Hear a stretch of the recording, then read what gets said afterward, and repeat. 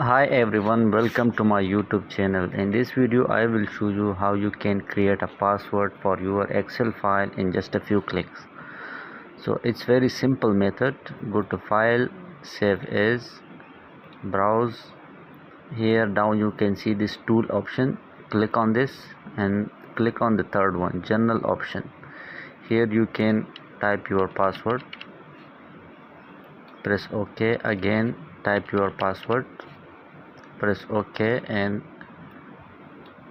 select the folder wherever you want to save your file and just save the file.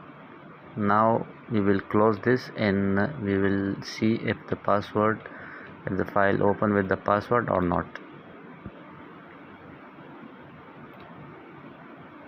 So here you can see guys, now nobody can open your file without a password. So that's it. If this helps you, hit the like button and subscribe for more videos. Thank you guys.